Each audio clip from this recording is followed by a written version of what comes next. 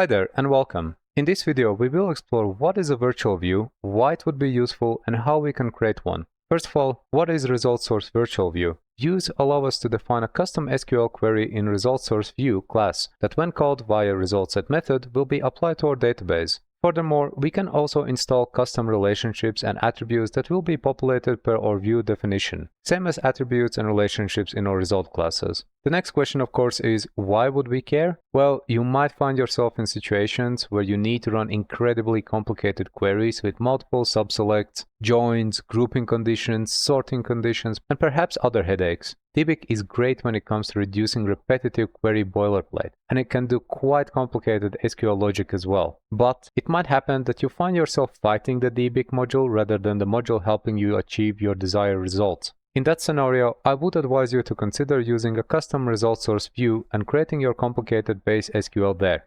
Okay, a lot of talking, let's put this in practice. Now the place where you would like to put your custom result is going to be inside the result folder. So here, let's create a new file and we can call this custom view.pm. Alright, so let's start with package, schema, my app, result, and custom view. So that's just our package name, nothing special here. It follows the folder structure. Let's of course also return a truthy value.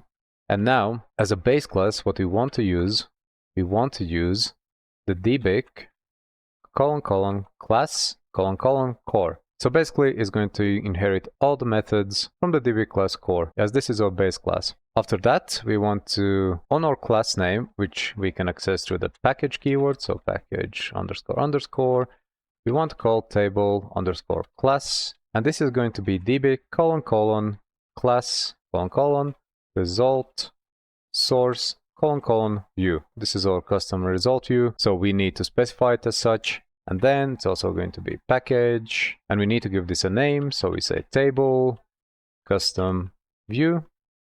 Right, if we save that, and these are the kind of the base definitions. We're saying this is our custom result source view with a name of custom view. So the next thing is that we want to introduce some columns, and we can do the same way as we have seen it before in other result sets, which is basically calling this, if you look up, add columns method. So if you go to the custom result view, we can say _package and add _columns. And here we define what kind of columns we want to install. Before we add any columns, let's just finish up the query that we would like to execute in this custom result source view. So let's do the columns as the last thing. So after that, we want to say package result _source _instance. And here we want to call a method which is virtual. So we indicate that this is a virtual view and set this to true. The next one is going to be package result source _instance and view _definition. And this is where you're going to put in your complex query. Now whatever you put in here is raw query that's going to be executed against the database. And for sake of example, let's just keep it quite simple. And let's say we want to return all the nodes through union where importance equals 1 and importance equals 2. So let's do something like select ID as node, so node _ID, then user _ID. So we already have it on the node table. We don't need to alias it, and description. And from node where importance equals 1.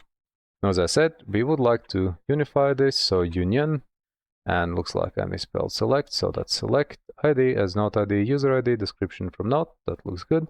Now let's just copy this and let's add another select. And let's say we also want to retrieve all the nodes with importance equals 2. Again, this can be achieved through DBIx, and it's not that much complicated. You can install a helper that gives you access to union, and you can join multiple result sets. For sake of example, let's say this is our complicated query that we cannot achieve using DBIx easily.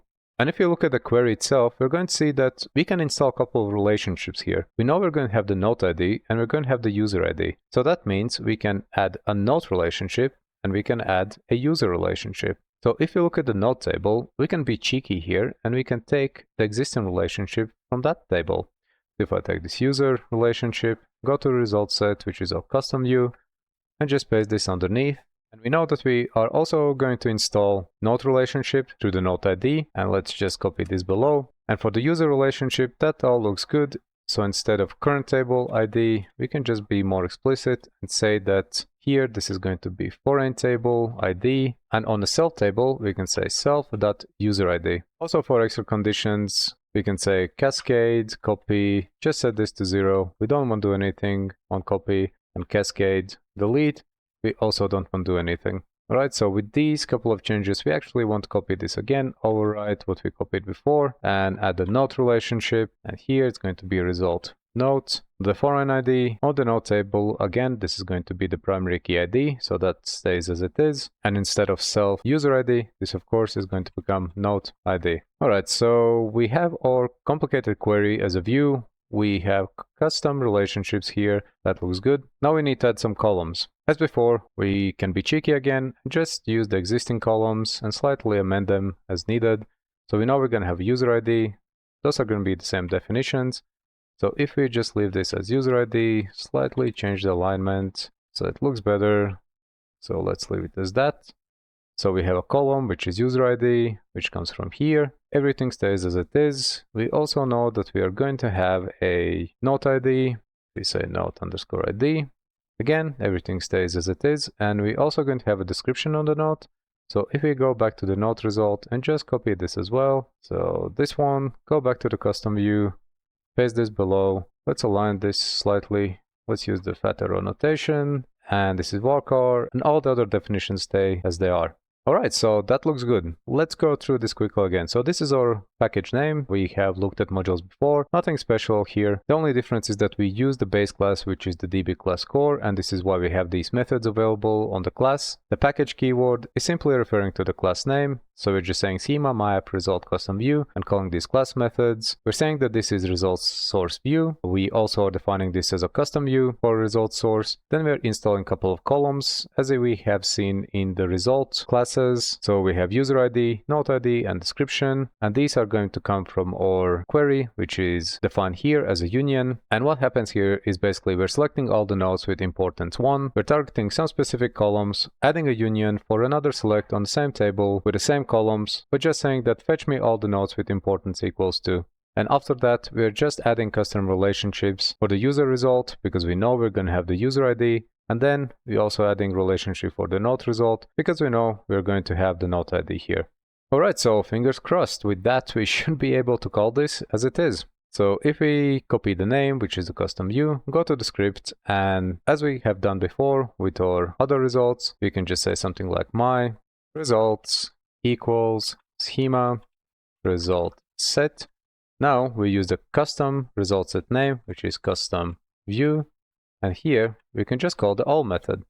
Alright, so if we save this, and let's just try to call it as it is to make sure that everything is working as expected. Looks like there's a syntax error again. Yes, it looks like I forgot to add t, so result set. Let's rerun this again, and looks like this actually works. So we're seeing that our query is being debugged. And just to make sure that we are getting back something from the results, we can do something like say current context user underscore ID. Let's concatenate that with / dot underscore current context node underscore ID. Concatenate that again with / and this time the last column that we installed was description, and we want to go through all the results that we fetched.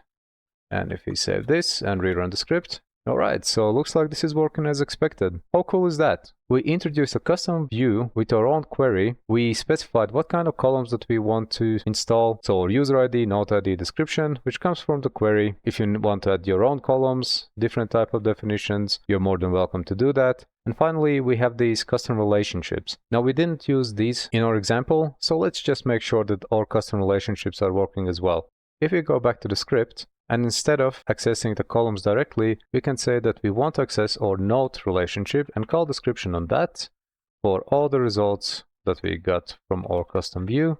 Save that, rerun the script. We're going to see that we're fetching all the descriptions from all the related node results. And if we change this to user, instead of description, we want to access the username. Save that, rerun the script, and it's working as intended. So now we're fetching all the usernames for the related user results. And of course, as you know, since we are not prefetching these results, then DBIx needs to make an extra query behind the scenes to fetch the user data. So that's why we're seeing these extra SQL conditions.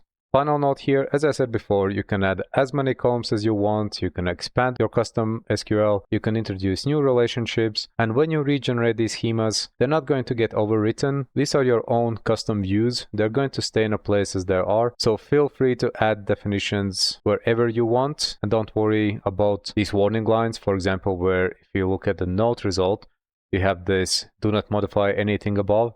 This does not apply to your custom views. Everything is safe as you have defined.